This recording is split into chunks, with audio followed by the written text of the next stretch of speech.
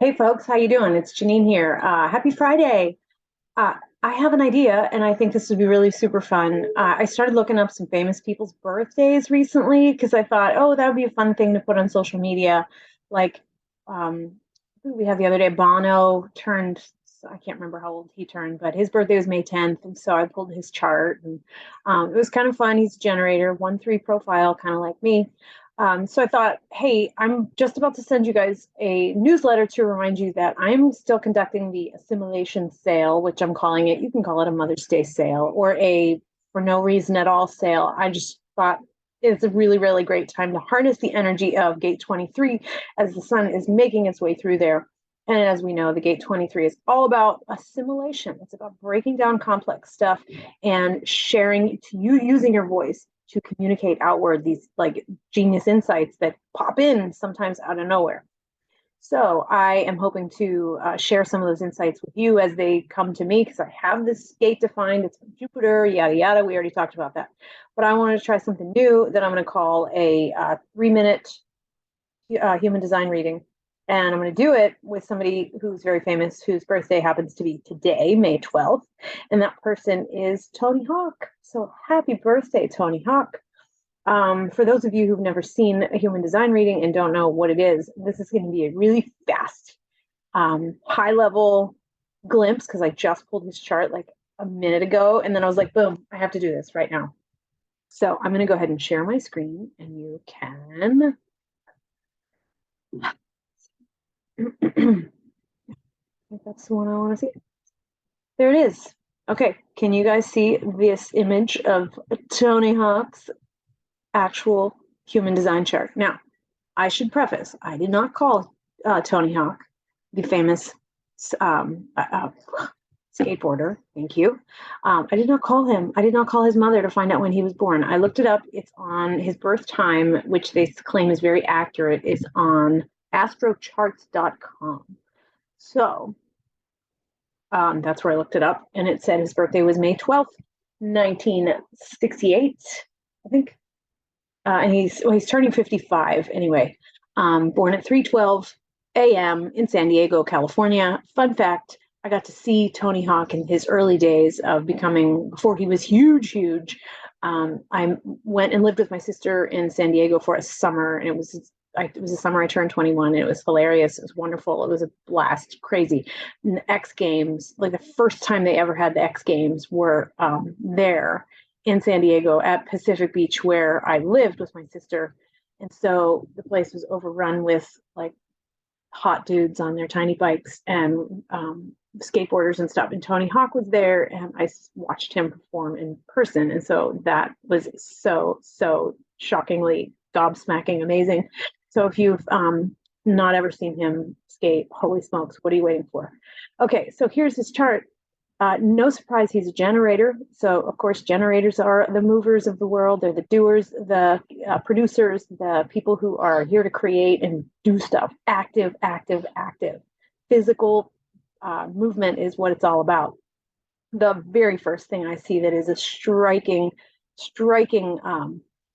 element is, to his design, is that you'll note all the way at the very bottom of the chart that blank square at the very bottom. That's the root center. The root is where pressure lives.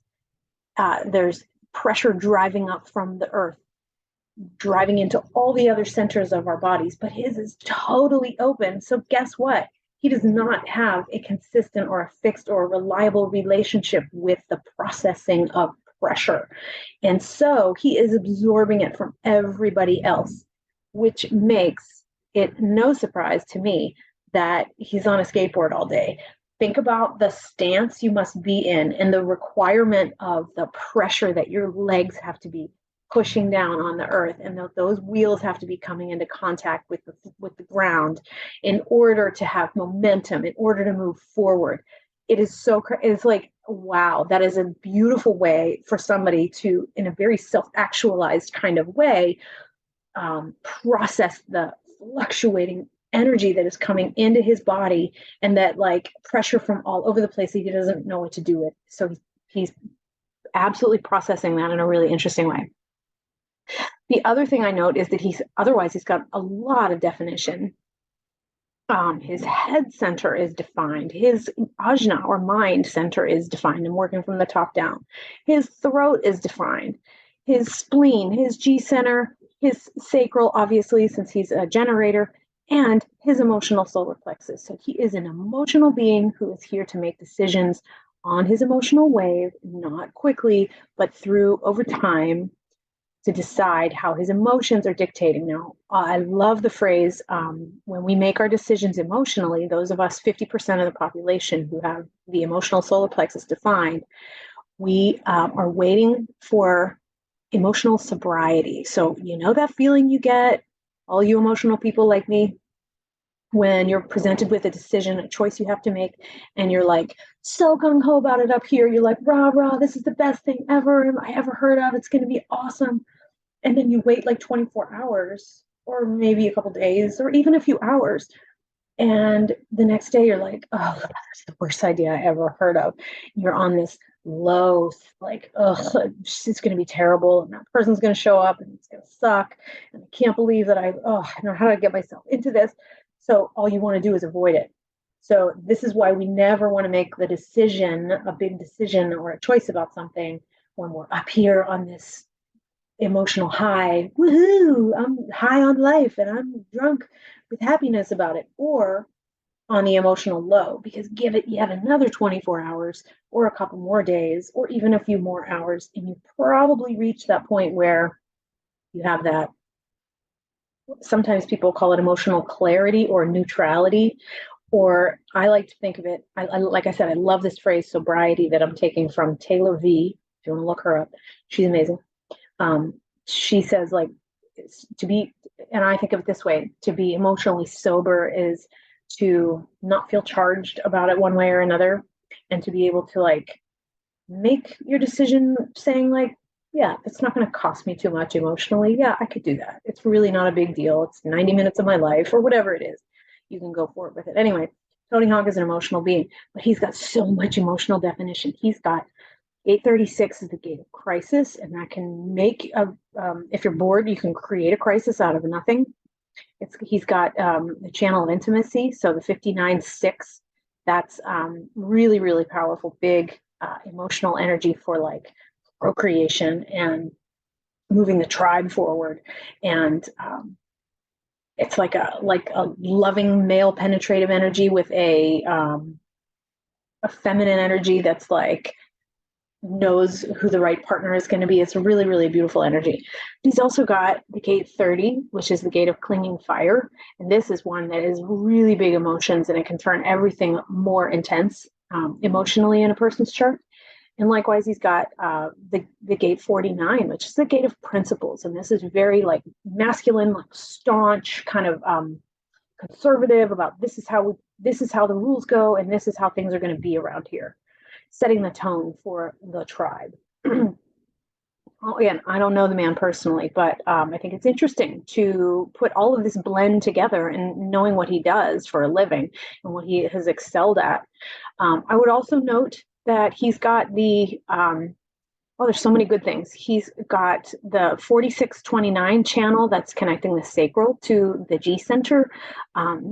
This is like embodiment. This is all about like saying yes to the excitement of life and wanting to taste and experience all the deliciousness of having this human form, knowing that your spirit is here to just to like jump out of airplanes and take risks and feel everything there is possibly to feel as a human.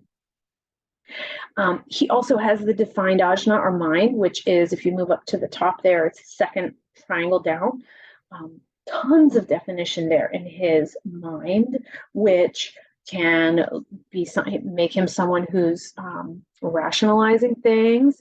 He's really, really interested in getting the answers. He's pressured to find the answer to things, coming up with answers. He's got the gate of opinions as well. And he's got the freak to genius channel. He's got that 43 gate of insight, connecting down to the throat, the gate of assimilation. So it's no coincidence here that he has that. All of this is really, really cool. I think so much of the energy that's being pushed down from above into the mind or ajna center is really, really about having a big picture view and understanding. It is that pressure to get answers and to know and to understand things and to problem solve, but it's also very visual, right? So these are people who have like an extra superpower in being able to like get the whole gist of things and like have that bird's eye view of a problem and be able to focus on it. And so when you think about like how he's like way up here on the top of those, whatever you call them, those swoopy things that they like dive off of on their skateboards, and then it's like he's way up there and he's calculating and we're like reasoning out like what's his best line and what's the best based on this angle. Like I guess there's so much physics involved in the sport of skateboarding. So I think that's a really interesting way that he like demonstrates that. And the last thing I'll point out, this is longer than 3 minutes, huh? In the heart center, it's that little triangle that's white. He's got the gate. This is, first of all, his heart is undefined. And so this suggests a person who is trying really hard to come up with a way to process their own value, to understand what's valuable, to make sense of the world through what is valuable. Motivation is not consistent. Willpower is not consistent. It's the issue of self-worth is very challenging for people with open hearts or undefined heart centers. So this can create like the impulse to feel like you have to prove yourself all the time. Well, he's proved himself, but look at that gate 51. That's the gate of initiation or shock. And that's the one that is like being initiated by life, or you as the person who has that energy, you have a tendency to initiate and shock other people. And doesn't mean like in a bad way, but it's like, holy cow, he's the first one to have ever done some of those stunts. And so that up levels the entire collective, the ability to shock people into realizing like, wow, what else is possible out there in the world? And so, wow, what an amazing thing this guy can do. There's so much more to unpack in his chart, but I think it's amazing. And I would add maybe his profile, 4-6. He's a classic networker role model.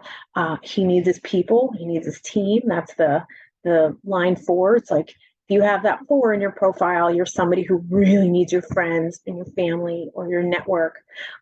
Really rely on your team surrounding you, and that's where your opportunities are going to come from. And the role model as a line 6, if you have that 6 in your profile, these are people who experiment their way through life. They throw themselves into different experiences because this is how you learn about the world. You experience through actually putting yourself through stuff. And 0 to 30 is filled with crazy experiences, maybe not crazy, but really, really big lifey lessons that teach you. You stumble your way into and find, oh my God, I guess I'm learning another lesson. And it sometimes seems harder for the 6s than for other people. But they carry this role model thing about them, like they're always out ahead of everybody else. They always are eons ahead. They're like the trendsetters. They kind of have this, they give off this vibe where the rest of us see them as like the ringleader. As children, people who have a line 6 are often found getting in trouble, taking the fall for things that their friends did. They weren't really necessarily involved, but they represent the leadership of that gang. So it would be interesting to look at, obviously, again, I don't know this man personally, but it would be cool to look at his friend life and his past and see if that resonates or tracks for him as he grew up. But yeah, so that's a really, really, really quick overview of the kinds of things that you can see through a quickie human design reading. So I've been taking time with other clients this weekend, or today anyway, since I made this announcement that I'm doing this sale. If you are interested in doing a little reading like this to get a deeper glimpse into how your energy is designed to work, I would love to hear from you. So give us a shout. And I'm going to my daughter's play tonight. She is in The Lion King, and I've been furiously working on making scenery for that, which is why I still have, you can't see, I've got green paint all over me from the leaves that we've been painting. But yeah, so after that, it's Mother's Day, and then Monday I've got slots open. They're going fast, so pick one if you want one. Talk to you soon.